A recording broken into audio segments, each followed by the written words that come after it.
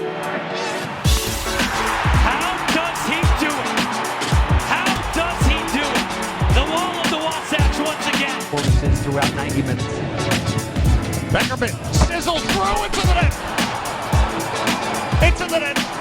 Beckerman has given RSL their second. Mata drives in. Ricketts changes his mind. Off the post and in. What a terrific goal. That's the goal of the week.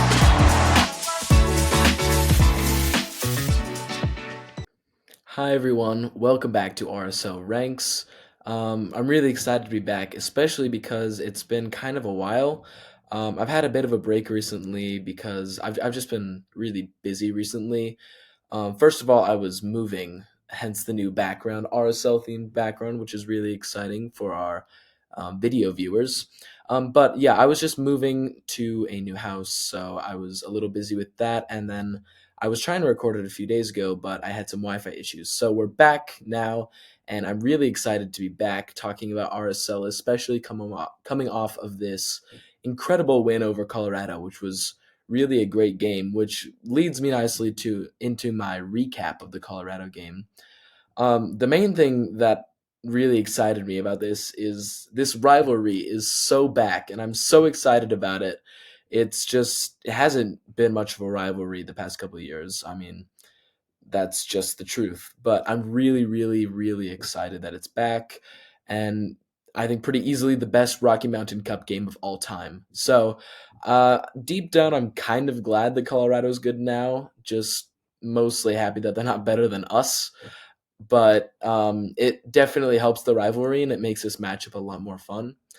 Getting into the actual game, I'm going to try to highlight a few things that may not have gotten highlighted by other people. Just a few under the radar things that happened and just where my mind is after this game. So, defensively, we kind of sucked. Brody was so bad. Like, I'm I'll say it again. I'm not the biggest Andrew Brody fan. I think regular viewers of this will know that I'm not huge on him. And this game was kind of the reasons why. It's mostly defensive errors and just losing the ball in really, really bad spots. And that kind of was not very fun. So I'm praying that Hidalgo has a speedy recovery because I like him. I like that he's a young player, and I'm hoping he can develop. But in the time being, I'm even willing to see Quinton at right back again because when he played right back against Seattle on Wednesday, I actually thought he did a really good job, one of his best games so far in an RSL jersey. So I was really, really pleasantly surprised on Wednesday when we saw him at right back, and he played well.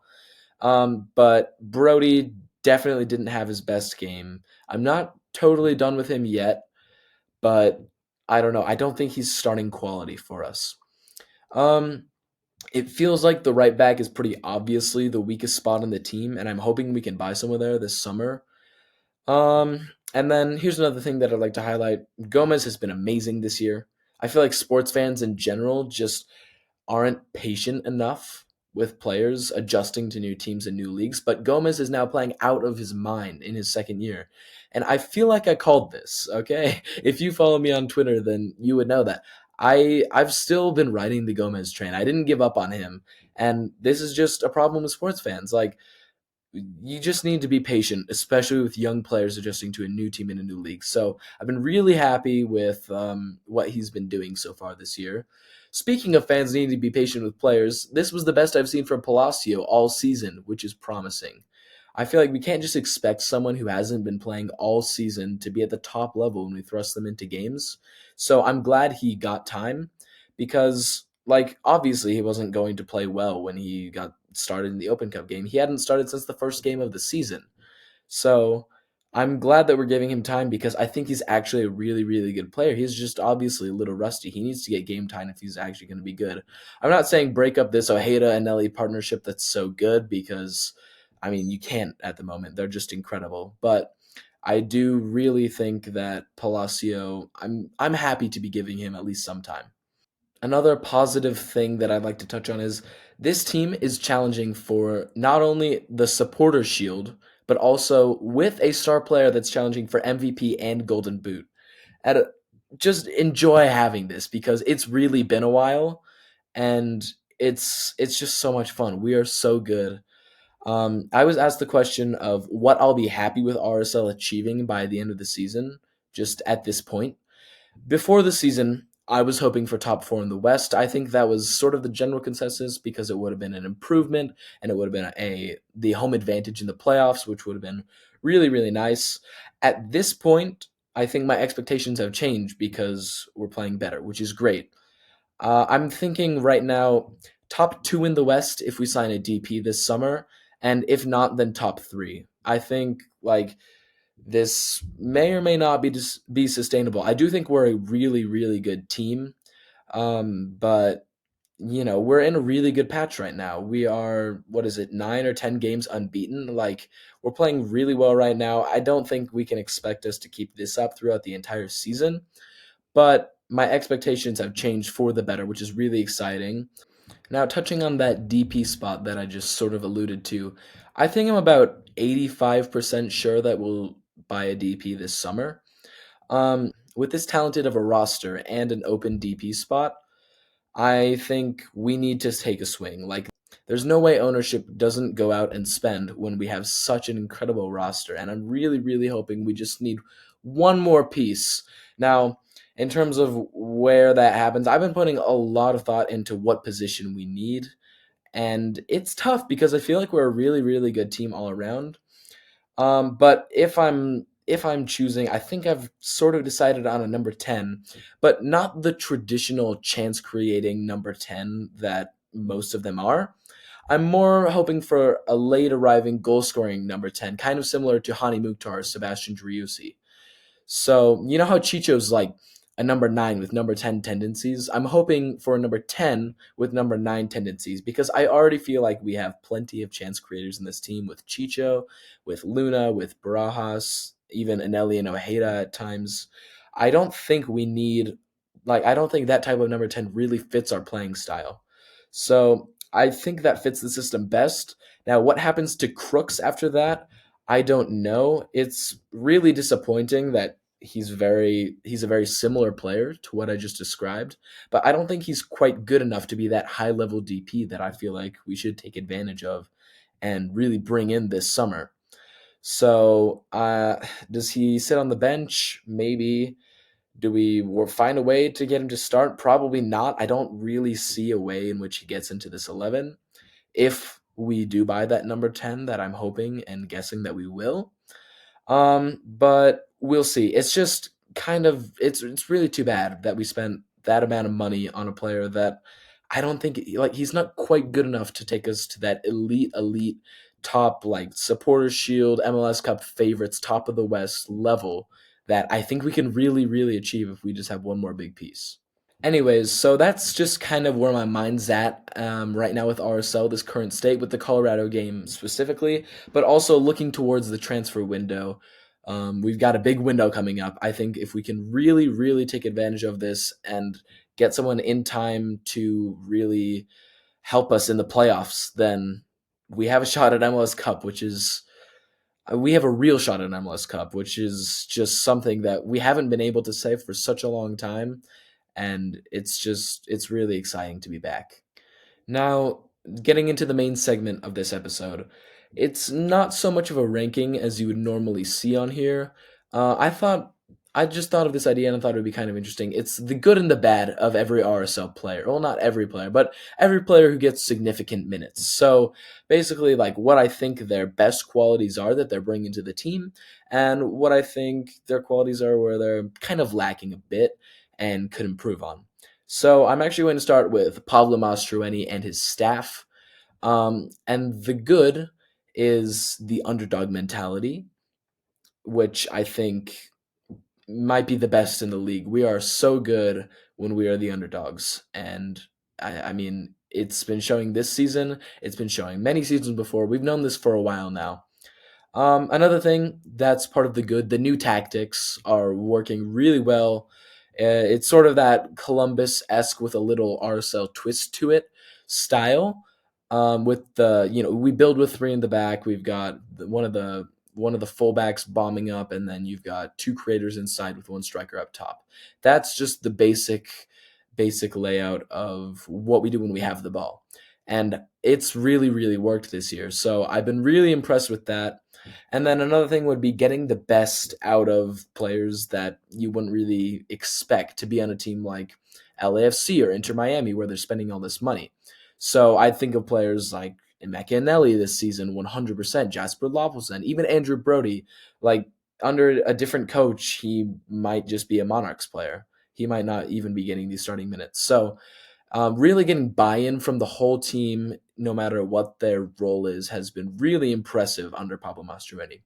Now, moving to the bad, I only really have one thing to highlight on here because I feel like Pablo Mastroeni is a great coach, and it's when we're expected to win. So it's those instances when we have early leads or when we have home games, we've traditionally been worse than when we're the underdogs.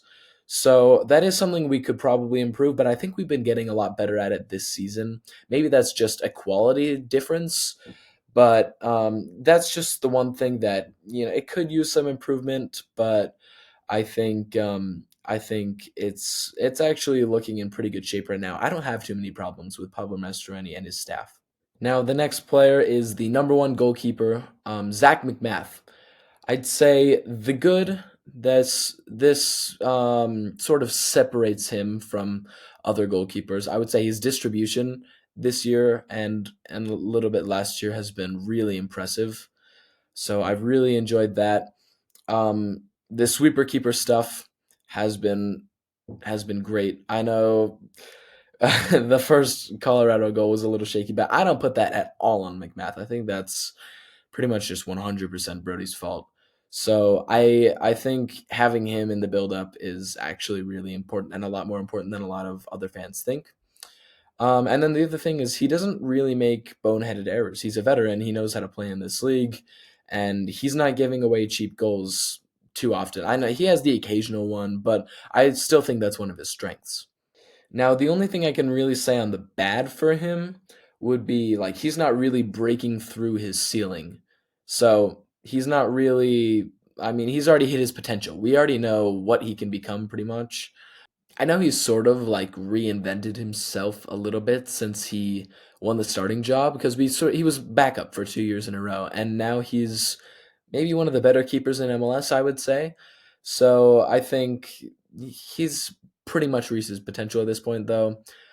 He's into his 30s, and yeah, we've probably seen about as much as we're going to get from him. But I love Zach McMath. I think he's a great leader for this team, and he's a really, really important piece. Now to Gavin Beavers, I would say the good, his shot stopping is very impressive. I would say his potential is definitely something that we're going to want to hold on to and hopefully sell him for a good amount of money or have him for years to come. And his size as well. He's a big kid. So that's handy when coming out for crosses, commanding his penalty area, things like that. So I'm pretty high on Gavin Beavers. I hope he gets playing time. I feel like we've been managing his minutes really well this season. On to the bad, I would just say like a little bit of inexperience, which sometimes leads to errors, but it's not like bad enough that it's worrying. He's a young player. That's fine. Errors are always going to be part of the game, and we're not going to develop him if he doesn't make any mistakes. So now moving to the defense, Justin Glad, I would say good, reading the game. I think that's one of his best qualities that he brings. His aerial ability, he's one of the best in the league, definitely one of the best on the team, which is really helpful for winning balls in the air. His distribution from the back, I would say, is really solid. He rarely misplaces a ball, so he has some pretty great passing accuracy. And his goal scoring, he scores so many goals for a center back. He hasn't scored yet this season, but I feel like it's coming. He's been close the past couple of games. And last season he scored 5 goals, which is like maybe he was top of the league for the center backs. I don't know. But that's really, really impressive to score 5 goals. So, yeah, definitely those are some great attributes for Justin Glad. The bad, I would say maybe at times his physicality, especially when he was just breaking through. He was very small and just he wasn't quite big enough for the league, but he's definitely gotten a lot bigger recently. Also, a few times last season, just cheap giveaways, errors, but I really haven't seen that much from him this season. So that's been really, really great to not have to be worried about that and to have one of the best defenses in the league. So now moving on to his center back partner, Brian Vera. The good, his aggressiveness. I guess you could also argue that that's somewhat bad, but I'm putting it here as a good quality. His strength is definitely something that we need, which complements him well, I feel like, with Justin Glad. And then his left foot, it's great for free kicks, set pieces, long shots, long passes. He has a great left foot, and I love having players like that. It's just a lot of fun to watch them make beautiful passes, beautiful volleys, beautiful set pieces. It's great. The bad, I also have aggressiveness on here because it leads to a lot of yellow cards for sure, the occasional red card, and he kind of gets into it a little bit too much at times. But really, I think it's great to have people like that on the team, and it really motivates the group. And I think having those players these past 2 seasons has been really helpful. And then the only other thing that I have on his bad is his positioning sometimes. I don't know if this is more on him or the new system where he's being asked to play more on the even further on the left side when we have the ball. But there are just a few times when he gets caught out of position and he needs to be covered for. So that's something that maybe we could work on. But overall, I've been super happy with Brian Vera this season. He's been a rock back there. Now, the next player is Andrew Brody. I'm trying. This was a little hard for me, trying to think of what he's bringing to the table that others in his position aren't. The only thing I could really come up with is dribbling in tight spaces. I think he's pretty good at that. And he can sort of weave his way through there at times. It's not the best skill and the most vital skill to the team, but that's just what I thought of. Bad, I would say he's got a pretty low floor and cheap giveaways. He's pretty prone to errors. And then the other thing is his athleticism. He's a pretty small guy. He's not overly strong, overly fast. He's pretty weak in those areas, I would say. So obviously, as you all know at this point, Andrew Brody, I'm just like he's a good enough backup probably, but I'm not big on him. Now, the next player on here is Bodie Hidalgo. The good for me is his attacking qualities because he is converted from a winger. Um, I think he's a good passer, which is definitely a good quality, especially for someone that's usually playing on the back line. We don't want to be giving the ball away cheaply. And then his potential as well. He's definitely one of the best prospects in the club. And I'm hoping that he's somebody that can get enough time that we can really develop him into a very solid player for us. Now, the bad, I would say, sometimes his tackling or defensive awareness, just because he's an attacker being converted to a defender. So I'm willing to give him a little bit of patience on this one. But yeah, he's not like the best defender of all time. But I'd say for a winger converted to right back, he's been doing really well. So now shifting over to the left back, I've got Alex Katranis, and the good, I would say, running in behind and just his attacking qualities to just be that super, super wide threat all the way on the touchline, going 1v1 against fullbacks. It's really a handy skill. And then also his crossing. I've been a fan of his crossing the past couple games. He's had a couple of assists to Chicho. And also on the set pieces, I've been really, really a fan of his set pieces since he started taking them the past little bit. Obviously, Diego Luna got the assist on the Gomez goal, the first Gomez goal in the last game off of set piece, which was great. I was glad to see that he had pretty good service. But if we want a left-footed option, then I think Katranis is a great option because if it were to be Vera, then we wouldn't have that bigger body in the box. So that's just my 2 cents on the set pieces. But the bad for Katranis is just sometimes his positioning. This one also might be more on the playing style where he's asked to bomb up that left flank. It does expose him a lot of the time, which that's something that we probably do need to figure out. It is one of the more glaring flaws in the playing style. But overall, I'm still a huge fan of it. And yeah, I think that's just one thing that maybe we could improve on with him. Now, staying in the left back spot, I've got Brian Oviedo. This one's going to be a pretty quick hitter. I've got the good is his floor and the bad is his ceiling. So he's one of the oldest players on the team, definitely a veteran who's played in Premier League, World Cups, just has so much experience.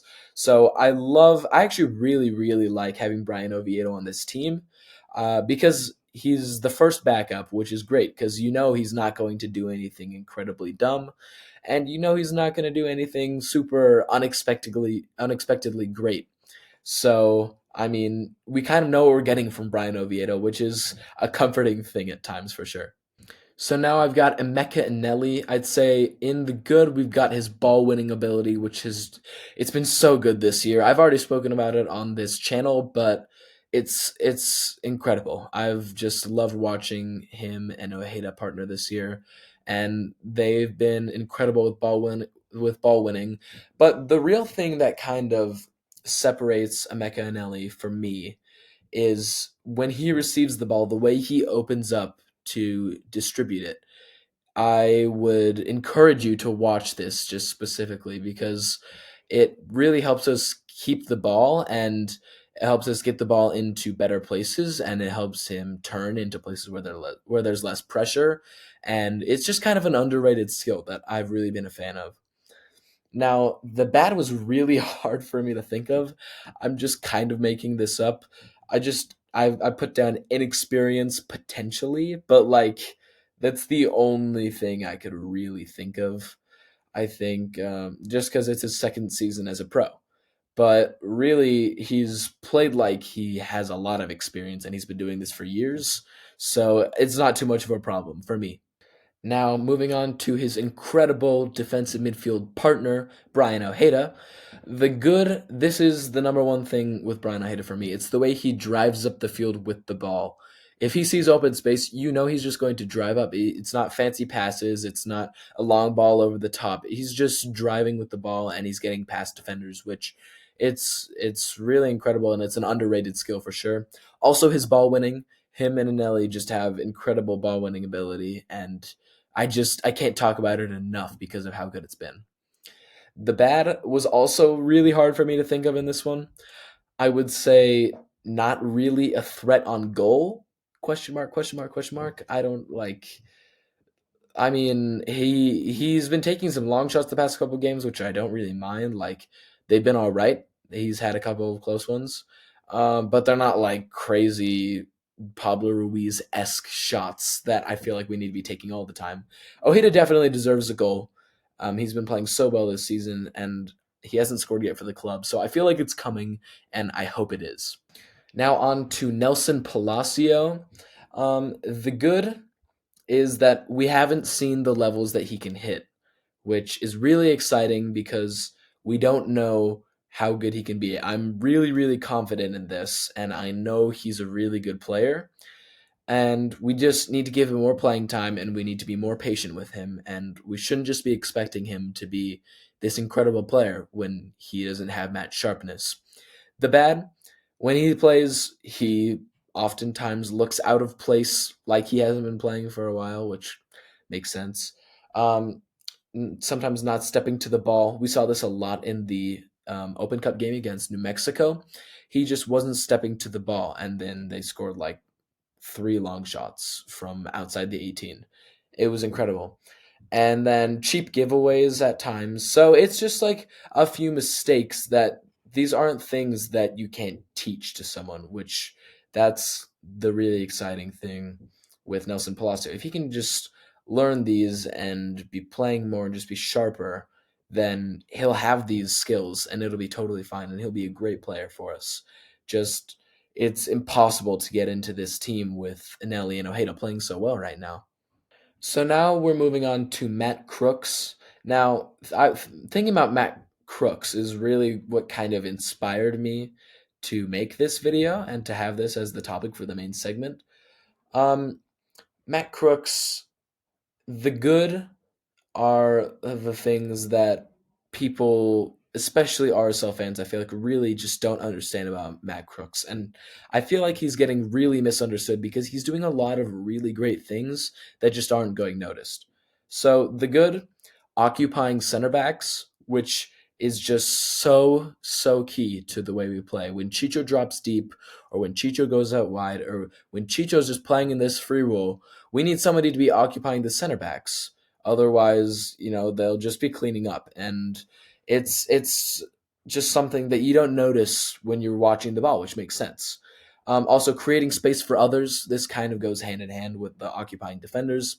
And then he fits the system, which is great because the system is everything pretty much runs through Chicho, and Chicho's just popping up in spots all over the field. And we need someone to fill in that number 9 role. And Matt Crooks is great because he's not your traditional number 10, and he's more of a box crashing player.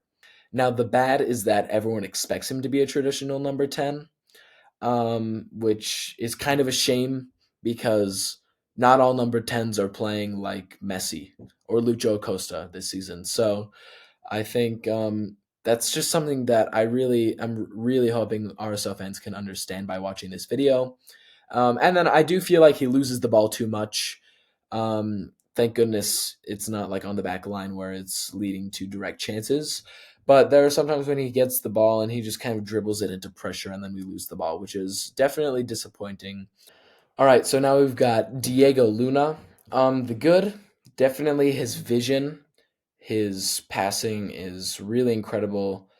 He's a chance creator, which we need those on this team. Him and Chicho are both incredible chance creators, which is just great to have on the team. Also, his dribbling is really great. Getting through players, nutmegs lots of the times. Like he's a great dribbler. He's both footed, which is definitely a great quality for a young attacker. He's very flashy, which is just it's really fun for the fans to have somebody like that. The only thing that I really have on bad is that he has slumps, which that's not like a thing that isn't normal. That's totally normal for young players and for players of his position and even his quality. He's going to have slumps, and we just need to be patient with that. So I'm definitely trying to be patient on that when that happens. But the past couple games, he's been so good, and he's been out of this slump that maybe he had to start the season, even though he was doing great things. It didn't feel like it was what we knew he could reach. So I'm glad he's playing so well right now, and I hope it continues. All right, now moving on to Fidel Barajas. The good for me is his vision, which that's sort of the same as Luna's. Also his dribbling, very similar player to Diego Luna. I'll put his left foot on here. I don't know if we've really seen the potential that it has with RSL yet, but definitely like looking back on his highlights from when he was playing for Charleston in the USL, he was a right winger who would cut in on his left, and he scored some bangers on that left foot. So I think he definitely has that ability. Now he's playing a much different role where he's a left winger cutting in, and he's not cutting in onto his left foot, he's cutting in onto his right foot, which is definitely a difficult thing to have to adjust to. But we've seen it with his set piece delivery at times and his crossing. So I think he has a great left foot, and I love having players who just have that magical foot. It's really fun to watch. So I'm hoping we can see more of that from Fidel. All right, now for the bad for Fidel Barajas, I would say from what I've seen so far, obviously a small sample size, but he can get lost in games. So, I mean, I have noticed a few times where just like you don't really notice he's playing, which isn't great for somebody that's supposed to be on the ball as much as he is.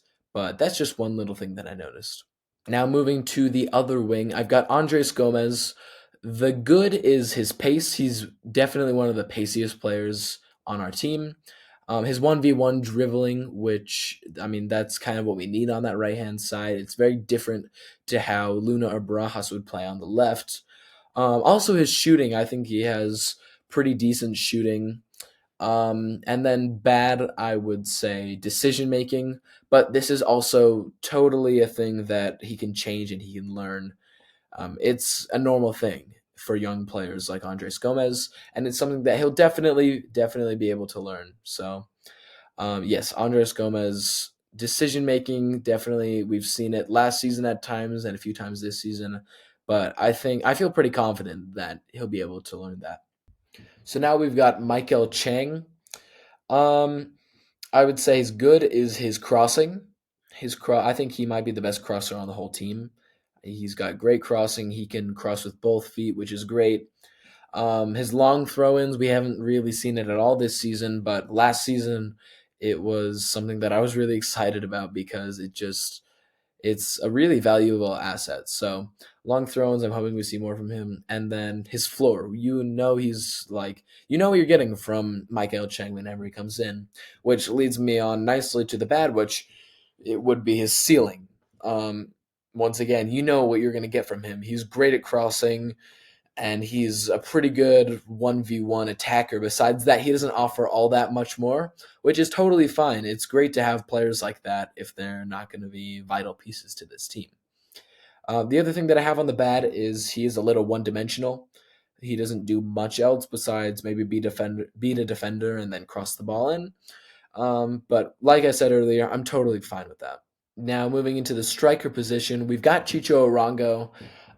The good everything. like I don't I can't think of a single quality that Chicho lacks. He's got great finishing, he's got good pace, great aerial ability, great chance creator, he's great at dropping deep, he's great at going out wide. He's got great passing, great vision. I mean, great defending as well. Defending from the front is really really good. So, I don't see really any weaknesses in Chicho. The only bad thing is that he's irreplaceable, which is tough because we saw what happened when we lost Pablo Ruiz last season. And I would argue that Chicho's more important to this team now than Pablo Ruiz was to our team last season. So we can't lose him. He's only one yellow card away from being suspended. And obviously, losing him due to injury would just be horrible. So hopefully we can, that's also part of why I'm wanting a DP who's a 10 that can play the 9 this offseason. Because I mean, if we lose Chicho, we need a high level player who can fill in. So that's just like the the only possible bad thing I could think of for Chicho. Now moving on to Anderson Julio, I would say good is definitely his pace.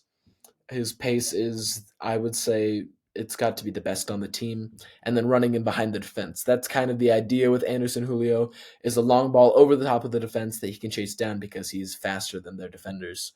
So then the bad is that he's offsides all the time, which is like so frustrating for me and for many other RSL fans. But hopefully he can learn that. I don't know. Maybe it's just a part of his game.